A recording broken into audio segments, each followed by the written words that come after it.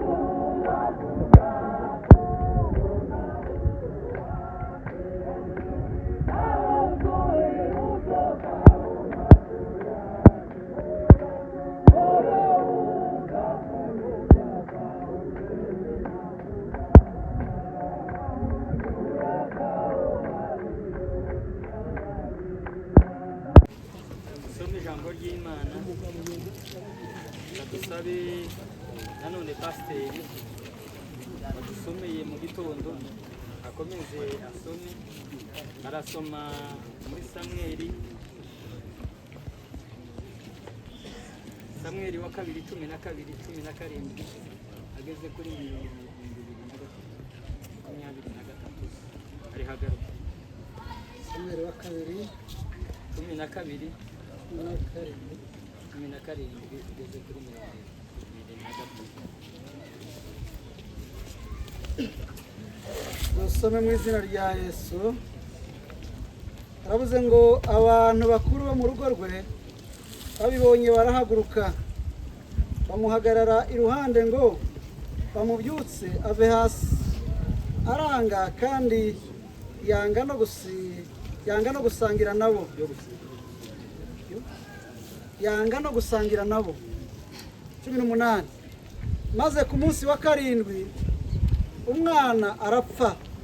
Abagaragu ba Dawidi batinya kumubwira ko umwana yapfuye, kuko bibwiye bati mbese ubwo yavuganaga nawe umwana akiri muzima ntatwumve, biracuriki nitumubwira ko umwana apfuye ntari burusheho kwiyica nabi. 19. Maze Dawidi abonye ko abagaragu be bongorerana amenyeraho ko umwana apfuye, abaza abagaragu be ati mbese umwana arapfuye? Baramusubiza bati arapfuye. Amen. Soma Abakorinto ba mbere. Twari tuvuze aha dusomye tugiye kuvuga amakuru ya Dawidi. Dawidi amaze kugira ikibazo cy'umwana we wari urwaye kamikomojeho igihe cyari mu materaniro, tuvuga kuko yagize ikibazo cy'umwana ararwara kandi araremba. Amaze kuremba Dawidi arasenga muri uko gusenga yiyiriza ubusa, araza yicara hasi mu isi. Ni ikintu kitari cyoroshye, ni ikintu gikomeye nko kubona umuyobozi w'igihugu akora amatwe ibyo bikorwa bimeze nk'ibyo ngibyo. Ngo yicara hasi, abakuru cyangwa abamwegereye bashaka kumuhagurutsa, aravuga ngo ya yanga kuva hasi, arakomeza aricara, ararira, asaba Imana, arasenga. Umuntu akirwaye agerageza gusenga, arasenga. Urumva kumara iminsi 7 wicaye ahantu hamwe uri kuririra Imana izari zose, ndetse n'abari bamwegereye babonaga bitoroshye kandi byari bikomeye koko, kubera kuko n'umuntu wari ugaragiwe cyane. Abo bari bamugaragiye bagerageje uburyo bwo kumuhagurutsa, bwo kumuhumuriza, bwo kumubwira amagambo yose bumvaga bagomba kumubwira. Barabimubwira ariko ngo arabananira, ngo yicara hajya hasi arasenga. Ariko ngo umwana bamaze gutikana batinya kubimubwira, ngo bamare gutinya kubimubwira abibona bari kubungorera, amenya kuko umwana wanasikiye agahinda ntikaduherane. Abangaba barasinziriye kuko twabivuze kare, twavuze kuko basinziriye. Imana ikunze kuko badusiga muri iki gihe, kandi zibanadusize ahubwo niho bagiye kuruhukira. Aha niho bagiye kuruhukira kugira ngo umunsi yambanda twavuze kare nivuga mu bwami bwo mu ijuru. Haleluya! Impanda y'Imana nivuga, Imana nihamagara igahamagaza ijwi ryayo. Abangaba ngo nibo bazazumva mbere. Nibamara kuzumva mbere, natwe abazaba bakiriho ntituzoba tukiriho, tuzoba tutaritaba. Haleluya! Nituzoba twaritabye tuzumva mbere y'abazaba bari musozi, kandi nitumara kuzumva mbere tuzasanganira umwami mu kirere. N'abazaba bariho bazahindurwa ngo mu kanya gatoya. Haleluya! Bazahindurwa mu kanya gatoya. Nibamara guhindurwa mu kanya gato ngo basanganire umwami mu kirere, niho bazahurira n'abazaba barasinziriye. Aba basinziriye bazadutanga kugera mu kirere, ariko natwe tuzabasanga mu kirere. Haleluya! Tuzaba tugiye gusanganira umukwe, tuzaba tugiye gusanganira Yesu Kristo. Haleluya! Bwana asifiwe. Tuzaba tugiye gusanganira tumusanze aho yavugirije impanda, hanyuma duhurire iriya mu kirere, iriya mu bicu, niho tuzahurira n'abangaba badusize mu bunini bw'isi. Bwana asifiwe. Dawidi aje kuvuga aravuga ngo umwana we aragiye aramusize. Ntabwo umwana azagaruka, ahubwo azumva ijwi. Haleluya! Azumva ryajwi n'impanda ikomeye, n'impanda ya marayika, ijwi ry'Imana isumba zose. Hanyuma tumusanganire mu kirere, duhurire iriya mu kirere. Haleluya! Hari igituma tutaza twumva bino bintu cyane. Haleluya! Igituma tutaza dukunda kuzumva, hano havuze ngo ubutaka uko ari niko n'abandi b'ubutaka bari, n'umwuka uko ari ameze nk'uko ab'umwuka bari. Ni ukuvuga ngo ab'ubutaka dukunda kumva iby'ubutaka. Iyo bavuze ibintu bya hano hasi ntibavuge iby'ijuru. Iyo turi ab'ubutaka, iyo turi abo mu isi, tuba dukunda ifatika y'ubutaka, niyo dukunda kumva. Ariko iyo umwuka ntidukunda kuyumva. Iyo umwuka iza yumva n'abanyamwuka. Haleluya! Abanyamwuka nibo baza bumva ibi tuvuga. Ni ukuvuga ngo niba turi ko tuvuga ubunyine ko birumva abanyamwuka, naho ab'ubutaka ntibari ko bumva ibi ngibi, ko barumva bakabona ni ibitika zabaye, ariko si ibitika zabaye. Uyu yataha. Haleluya! Yatubanjirije gusinzira, kandi azumva impanda, azumva impanda y'Imana, azumva impanda ya marayika, azumva ijwi ry'Imana isumba zose. Hanyuma adusange kugera mu kirere, natwe tumusange mu kirere, dusanganira umukwe. Tuzoba turi hamwe. Haleluya! Iyo defile yo gusanganira umukwe ntabwo bazayidusangamo ngo bagere ku mukwe mbere, ahubwo tuzahindurwa mu kanya gato. Haleluya! Tuzahindurwa mu kanya gato. Mu ngendo bazaba bavuyemo mu butaka, baratwigishije umunsi wa mbere duteranira hariya, baratubwira ngo tuzambara imibiri, tuzambara indi mibiri. N'aha ngaha dusomye niko havuze, haravuze ngo twambaye imibiri, iyi mibiri ifatika dukoraho twese, ko turayikora. Hariya 49, aha tumaze gusoma 15:49, havuze ngo uko imibiri tubona imibiri, uko turi ko tubona imibiri iyi ngiyi dukoraho, dufite ubushobozi bwo gukoraho, nk'uku ngoze kuri uyu musaza. Haleluya! Tukabona ni umusaza niko tuzabona n'imibiri ifatika. Haleluya. Imibiri ifatika, ariko iyo mibiri ifatika izaba ari imibiri ifatika nk'uko tubona iyi mibiri yacu ifatika. Hanyuma iyo mibiri ifatika yo mu buryo bw'umwuka, iyo izaba ari iy'umwuka, ntizaba ari iy'umubiri, ahubwo izaba ari imibiri y'umwuka. Haleluya. Bwana asifiwe sana. Izaba ifatika, ariko kandi izaba ari imibiri y'umwuka. Niko ijambo ry'Imana ryavuze ko ari imibiri ifatika, izaba ibonekera abantu, ariko kandi izaba ari imibiri iyi y'ubutaka, ahubwo izaba ari imibiri y'umwuka. Abizeye ibyo, abariko bumva aya magambo bazabona iyo mibiri y'umwuka. Haleluya.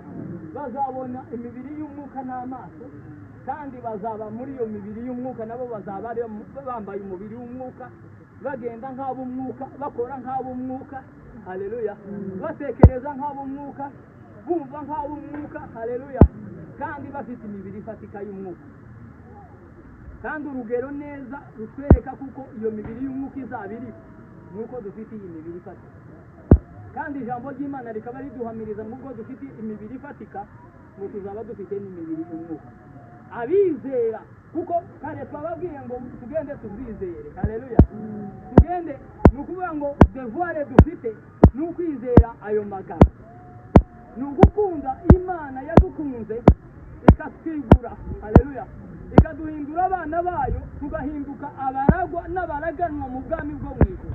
Tuzabana nayo nitwagerayo, kandi tuzajana nayo, tuzagendana nayo. Haleluya. Hari umuririmbyi waririmba katika maneno ya Mungu, yafaa kuishi na kufa katika maneno ya Mungu, kwa neema kubwa kabisa tumekubaliwa na Mungu, kwa neema kubwa kabisa twapata kuvumilia, kuishi kwa ajili ya Yesu wakati yote ya dunia hii, na kuitangaza Injili ni faida kwetu kabisa, na kuitangaza Injili ni faida kwetu kabisa. Wakristo watapoingia mbinguni kumsifu Mwokozi, na mimi nataka kufika kuimba pamoja na wao, tutamshukuru Mwokozi aliyetununua kwa damu, waliohudumu kwa pendo watamuhimidi, waliohudumu kwa pendo watamuhimidi. Wakristo watapoingia mbinguni kumsifu Mwokozi, na mimi nataka kufika kuimba pamoja na wao, tutamshukuru Mwokozi aliyetununua kwa damu, waliohudumu kwa pendo watamuhimidi, waliohudumu kwa pendo watamuhimidi. Abizera bari muri iyi mubiri kuko bazandika ubundi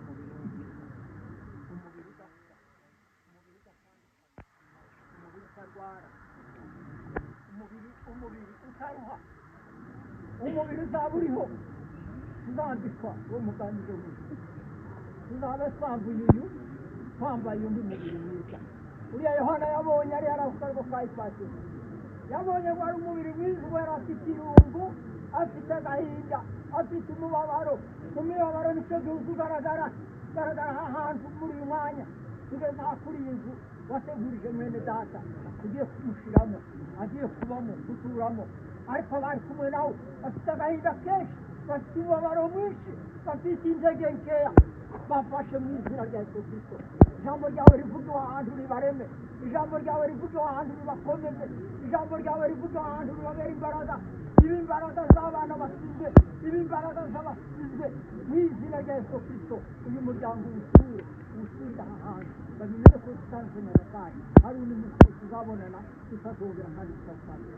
Ushize muri w'intege nkeya niwe tugiye kuwambika aha hantu, ariko tuzambikwa uriya mubiri w'ubwiza, umubiri udapfa, umubiri udafuka, umubiri udatandukana, umubiri utazahura n'ingorane, umubiri utazahura n'ibibazo, umubiri utazapfa kurwara, rwose azapfa kuvura.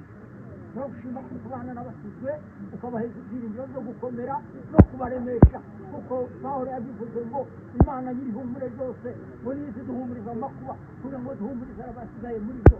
Mwami Imana, ijambo ryawe ribahumurize, ijambo ryawe ribasure muri uyu mwanya. Tubona Nyakatari, ariko ukomeze ubane nabo mu mazu bajamo, mu mago bajamo, ukomeze ubaremere kugaruka.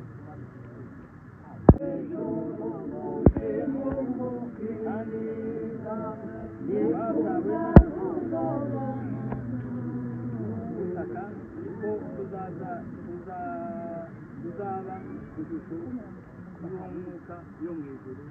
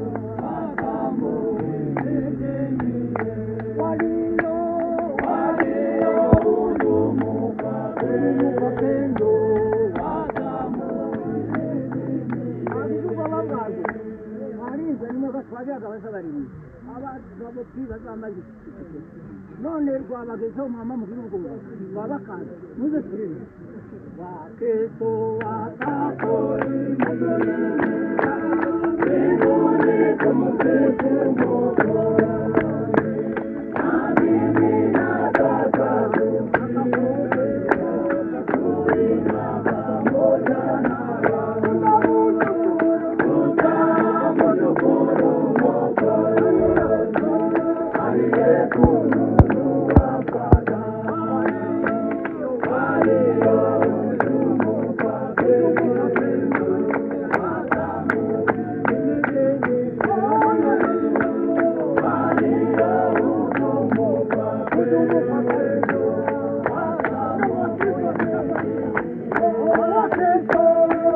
Kristo